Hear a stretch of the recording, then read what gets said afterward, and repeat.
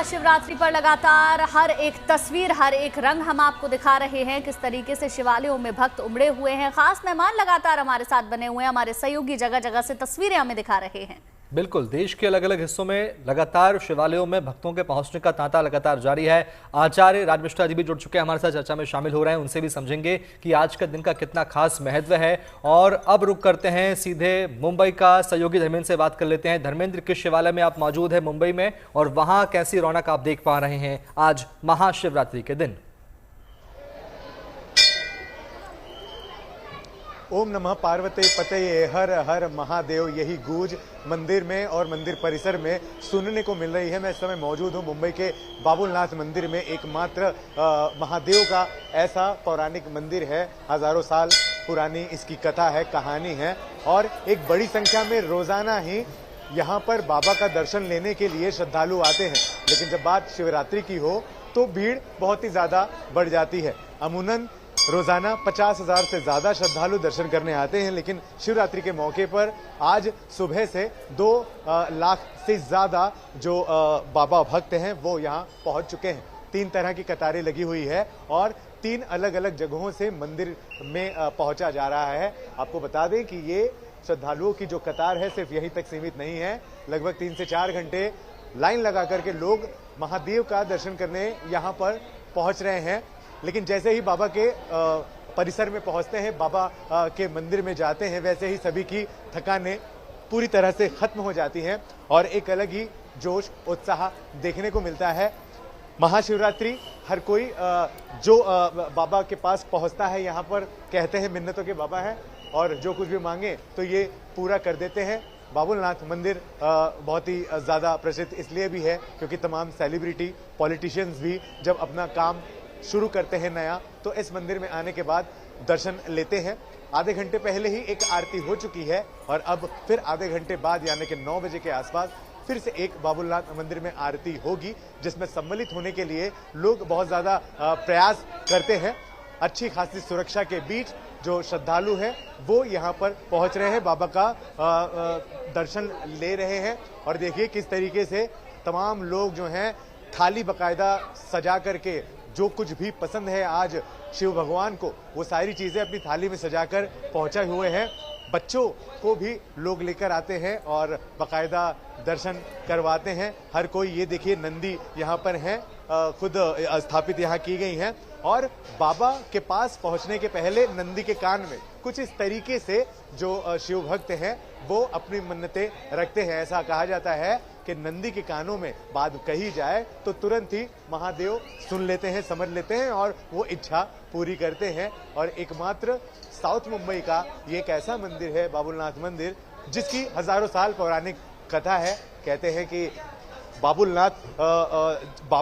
का एक पेड़ था बबूल का, और वहां पर रोजाना ही एक नंदी आकर के बैठ जाते थे जब भी चरवाहा उसको चराने आता था। लेकिन ये कोई नहीं पता लगा पा रहा था कि आखिर ऐसा क्या है। एक दिन उसकी खुदाई हुई, वहां से शिव भगवान निकले और तब से यहीं पर विराजमान है बाबुलनाथ। बबूल के पेड़ के पास मिलने वाले भगवान का नाम बाबुलनाथ। बिल्कुल बिल्कुल धर्मेंद्र, और लोगों की आस्था इस मंदिर को लेकर कितनी ज्यादा है वो खास तौर पर तस्वीरों में देखकर समझ आ रहा है। एक बार रुक कर लेते हैं मनीषा का, जो दिल्ली से लगातार हमें तस्वीरें दिखा रही हैं। मनीषा, क्या अभी जो भजन क्लबिंग का कार्यक्रम है वो शुरू हो चुका है? अभी वहां पर क्या चल रहा है, दिखाएं जरा तस्वीर। बिल्कुल गुंजन, जो आस्था मंदिर में नजर आ रही है वही आस्था आपको यहाँ भी देखने को मिलेगी। तस्वीरें में एक बार आपको पहले स्टेज की दिखा देती हूँ कि किस तरीके से जो माहौल है वो धीरे धीरे करके जो है वो यहाँ पे बन रहा है। लगातार एक एक करके जो सिंगर्स है वो आ रहे हैं और भगवान के जितने भी भजन है वो एक अलग अनोखे अंदाज में जो है वो प्रस्तुत कर रहे हैं। हमारे साथ काजल भियानी भी इस वक्त मौजूद है, जो की आयोजक है। जो आपका टारगेट ऑडियंस था वो आपने पकड़ लिया है, नहीं पकड़ा, ये बताइए। जी हमारा टारगेट ऑडियंस हमने पकड़ा है। टारगेट कोई पर्टिकुलर ऑडियंस नहीं है, बट हाँ हम चाहते हैं कि युवा को जोड़े सनातन से।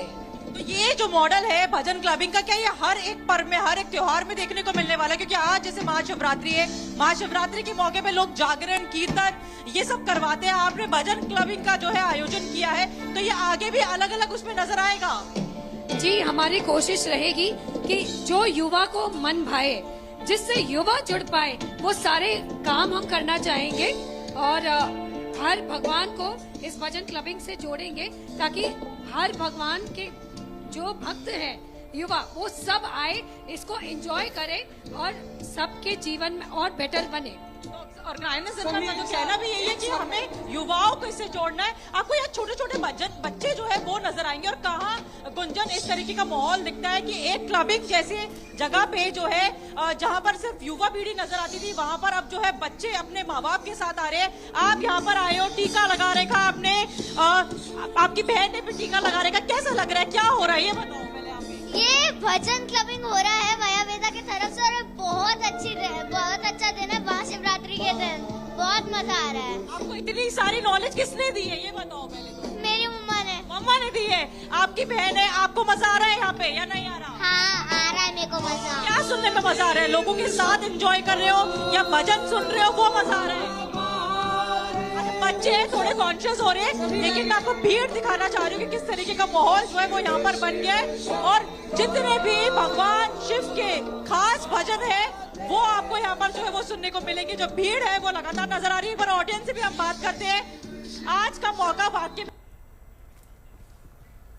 अभिषेक कर रहे थे, अब आप लोग यहाँ पर आके इस तरीके के भजन का आनंद ले रहे हैं, कैसा लग रहा है? अच्छा लग रहा है, अच्छा लग रहा है। अच्छा, एक नया बिल्कुल मनीषा, हम देख पा रहे हैं सबको बहुत अच्छा लग रहा है, और ऐसे में अनोखा अपने आप में एक कार्यक्रम है। और जैसा कि बताया कि वहां पर संगीत संध्या शुरू हो चुकी है, भजन क्लबिंग वहां पर शुरू हो चुकी है और माहौल बनने लगा है। रुक करते हैं अब दिवाकर जी का। दिवाकर जी, राशियों के बारे में हमने आपसे बातचीत की है, कुछ विशेष तौर पर कुछ राशियों के बारे में आप बताना चाह रहे हैं, जो बड़े बदलाव और नए बदलाव होने वाले हैं राशि के जातकों के लिए, वो क्या है?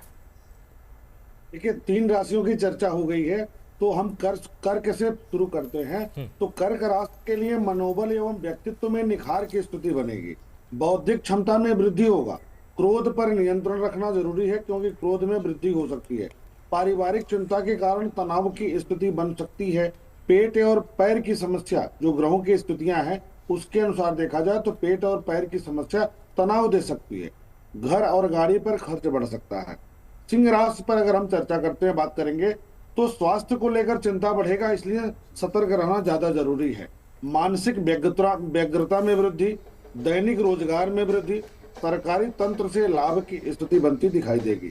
जीवन साथी को लेकर कष्ट बढ़ेगा, संतान पक्ष से प्रसन्नता की स्थिति बनेगी, संतान की प्रगति से या संतान के कारण कुछ न कुछ सकारात्मकता देखने को मिलेगा।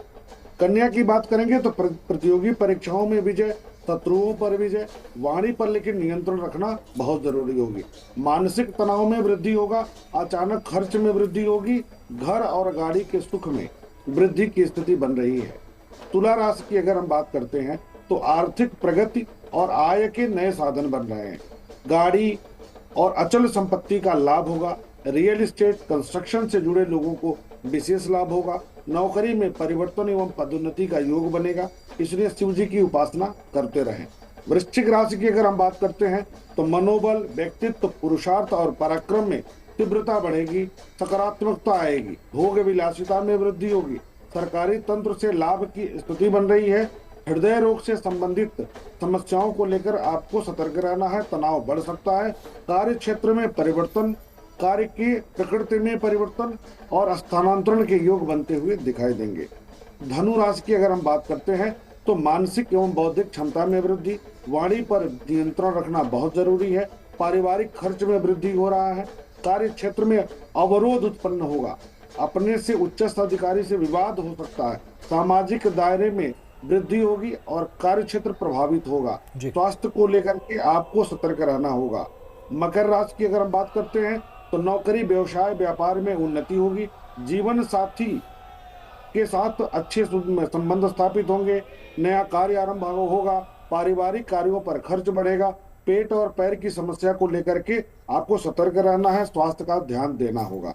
कुंभ राशि की बात करेंगे तो पारिवारिक प्रगति होगी, संतान पक्ष से शुभ समाचार प्राप्त होगा, जीवन साथी के स्वास्थ्य को लेकर थोड़ी सी चिंता बढ़ेगी, दैनिक आय एवं रोजगार को लेकर के उलझन बढ़ेगा, यात्रा खर्च में वृद्धि होगी, सुख के संसाधनों पर खर्च बढ़ेगा, शत्रुओं पर विजय प्राप्त होगा। मीन राशि का, मीन राशि की अगर हम बात करते हैं तो शत्रुओं पर विजय प्राप्त होगा, सुख में कमी महसूस होगी, पद प्रतिष्ठा एवं सम्मान में वृद्धि का योग बनेगा, आर्थिक प्रगति होगी, डिग्री एवं अध्ययन अध्यापन के लिए समय अनुकूल रहेगा। संतान पक्ष से शुभ समाचार प्राप्त होगा।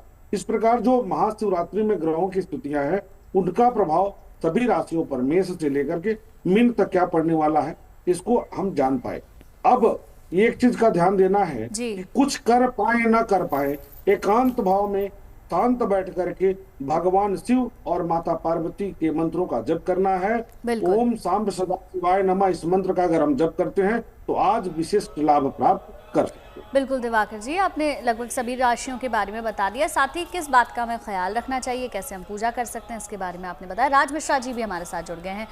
राज जी, आज का दिन बहुत खास है, बहुत विशेष है, चाहे पूजा आराधना की बात कर ली जाए या रात्रि जागरण की बात कर ली जाए, थोड़ा और विस्तार से बताइए। सुबह से मंदिरों में तो लोगों की भीड़ लगी ही हुई है, स्नान ध्यान वो करा ही रहे हैं भोलेनाथ को। अब क्या कर सकते हैं, आज की रात को कैसे निकाल सकते हैं, कैसे आराधना कर सकते हैं, इसके बारे में जानकारी दें। ये कुछ ऐसा समय होता है, अगर मैं शिवरात्रि की रात्रि की बात करूं तो ये वो समय है जो हमारे लिए अमृत जैसा समय है। श्री रामचरितमानस में गोस्वामी तुलसीदास जी ने कहा है कि इच्छित फल बिन शिव औराधे और लाहि न जोग यज्ञ जप साधे। इस संसार में यदि मुझे अपनी कामनाओं को पूर्ण करना है और अपने कामनाओं को पूर्ण करने के लिए परमात्मा की आराधना करना है, इवन गोस्वामी तुलसीदास जी ने यहां तक कहा है कि पूरे संसार में जितना पूजन करना है, जितना यज्ञ करना है आप कर लीजिए, लेकिन अगर देवाधिदेव महादेव भगवान शंकर की आराधना नहीं की तो फिर आपको फल प्राप्त नहीं हो सकता। इच्छित फल बिन शिव अवराधे और लाहि न जोग यज्ञ जप साधे। इस संसार में इच्छा पूर्ण करने वाला अगर कोई देवता है तो वो देवाधिदेव महादेव भगवान शिव हैं। अब क्योंकि रात्रि का वो समय प्रारंभ हो गया है जिसको हम वास्तविकता में, जिसके लिए शिवरात्रि महत्वपूर्ण है। शिवरात्रि में स्पेशली दिन का महत्व तो नहीं है, ठीक है, दिन है इंपॉर्टेंट, लेकिन शिवरात्रि का जो महत्व है वो रात्रि का है। तो रात्रि में अपने आत्मा को परमात्मा के साथ कनेक्ट करने का जो समय है वो रात्रि के अंतर्गत है। ये वो रात्रि है जब हम अपने मस्तिष्क पर, अपने आत्मा पर जो जमी हुई मैल है, जो नकारात्मकता है, जो नकारात्मक ऊर्जा है जिसने घेर करके और हमको वास्तविकता में एंजाइटी, डिप्रेशन, नेगेटिविटी, एक डर की तरफ पहुंचा दिया है, उसको अगर दूर करना है तो ये रात्रि आपके लिए बहुत महत्वपूर्ण होती है। शायद आप लोगों ने श्री रामचरितमानस के सुंदरकांड का वो चौपाई आप सब लोगों ने पढ़ा होगा जी, कि तब लग हृदय बसत खलनाना, लोभ मोह मत्सर मदमाना, और जब लगी उर न बसत रघुनाथा, धरे चाप सायक कटिभा था, ममता तरुण तमी अंधियारी, राग द्वेष उलूक सुखकारी, तब लग बसत जीव मन माही, जब लगी प्रभु प्रताप रवि नाही।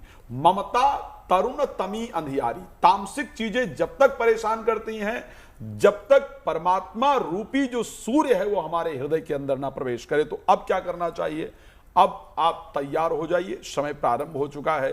नहा करके अपने आप को स्वच्छ करके, स्वच्छ करने के बाद नहाने इत्यादि की बात, सबसे पहले ओम नमो भगवते वासुदेवाय नमः, ये ध्यान रखिएगा।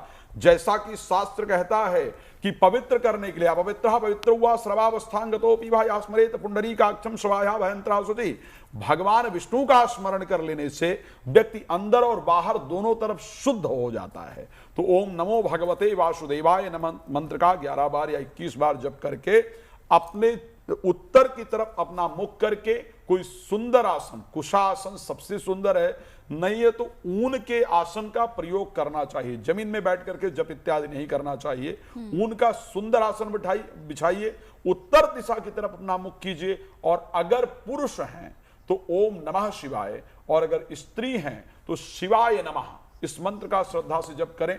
अगर संभव हो पाए आपके लिए पॉसिबल हो तो त्र्यंबक मंत्र या महामृत्युंजय मंत्र, महामृत्युंजय मंत्र ओम हौं जुंक्षा ओम भूर्भाषा ओम त्र्यंबकम यजामहे सुगंधिम पुष्टिवर्धनम उर्वारुग्मि बंधनान मृत्योर्मोक्षे मामृतात् ओम स्वाहा भुवाभु ओम सांग जुंग हौं ओम, इसका जप करें। या फिर ओम त्र्यंबकम यजामहे सुगंधिम पुष्टिवर्धनम उर्वारुग्मि बंधनान मृत्योर्मोक्षे मामृतात्। श्रद्धा से अगर करेंगे तो मैं सत्य कह सकता हूं, आप जप करने से पहले अगर कोई तरीका आपके पास अपने ब्रेन को चेक कराने का, मैं चैलेंज करता हूं बाकायदा, पहले चेक करा लीजिए और आधे घंटे जब करने के बाद अपने ब्रेन को चेक कराइए, आपको बहुत फर्क नजर आएगा। फ्रीक्वेंसी में काफी बदलाव आ जाता है। ठीक है, लौटेंगे आपके पास। वान्या जी, अब उन उपायों के बारे में बात कर लेते हैं।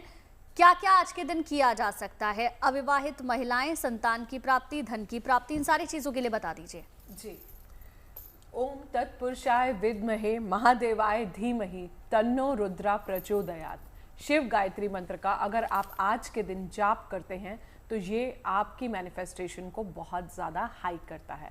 जिन भी महिलाओं की शादी नहीं हो रही है, आप माता पार्वती और भगवान शिव का अगर आप गठबंधन करते हैं तो ये वहाँ पर देखिए आपके शादी के योग संयोग बहुत जल्दी जो है बढ़ जाएंगे और मैनिफेस्टेशन बहुत ज़्यादा हाई हो जाएगी। और अगर यही आप भगवान शिव से निश्चित काल के समय पर अगर आप भगवान शिव से मांगते हैं तो भी आप देखेंगे कि बहुत जल्दी आपकी सारी मनोकामनाओं की पूर्ति होती है। शिवलिंग पर अगर आप शहद से अभिषेक करते हैं तो भी आपके शादी के सहयोग बहुत जल्दी बनते हैं।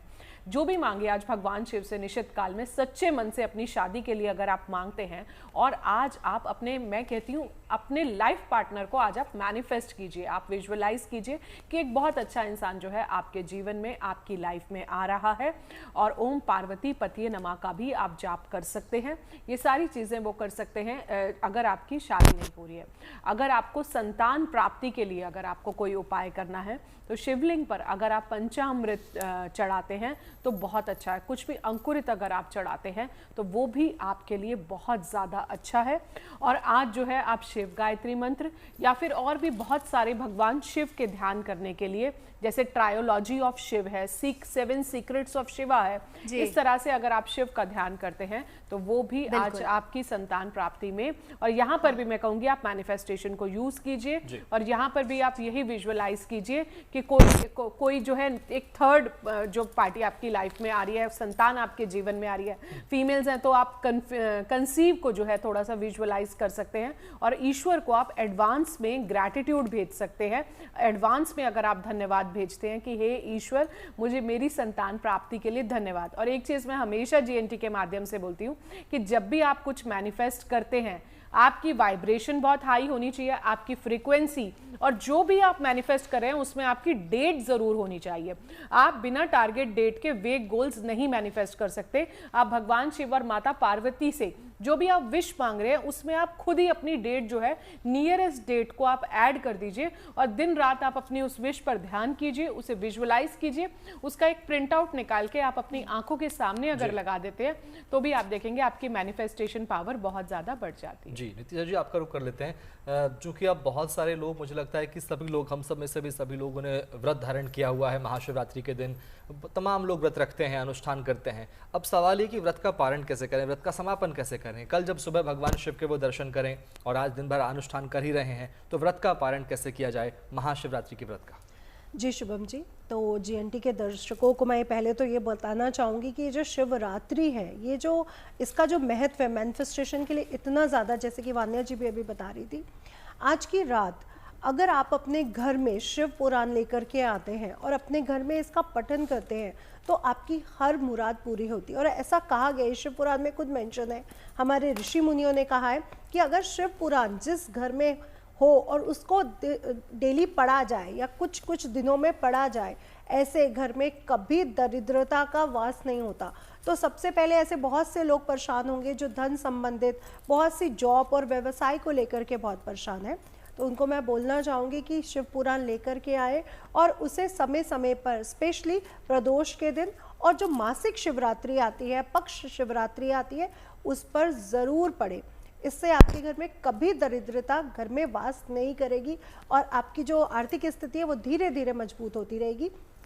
साथ ही साथ जो शिव पुराण पढ़ता है उसके दाम्पत्य जीवन में चाहे प्रॉब्लम चल रही हो या संतान प्राप्ति की दिक्कत हो या किसी भी प्रकार की दिक्कत हो, वो भी दूर हो जाती है।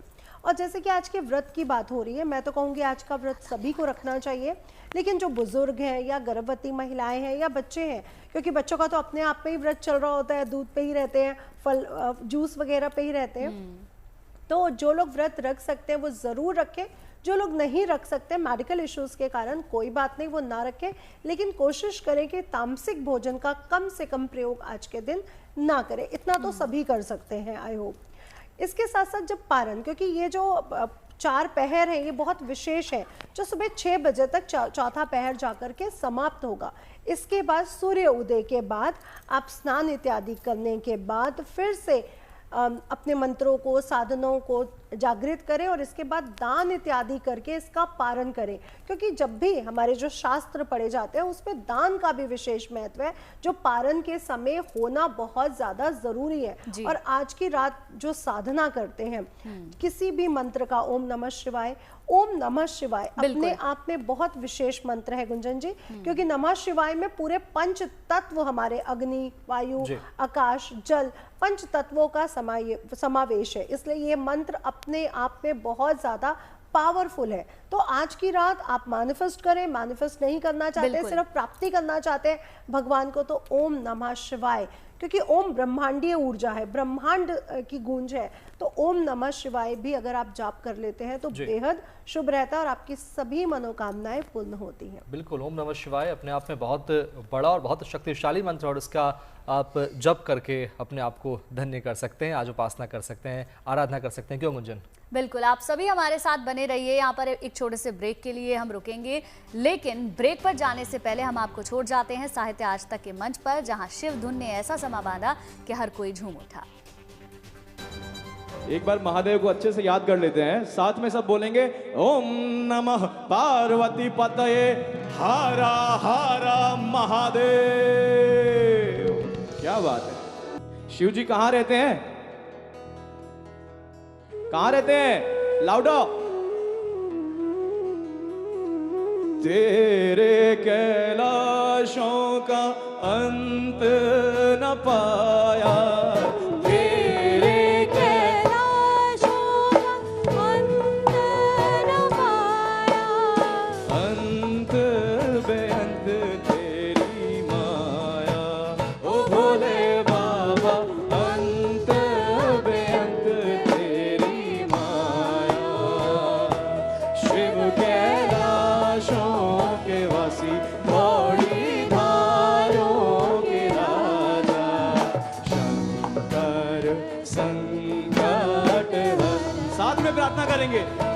शिव कैलाशों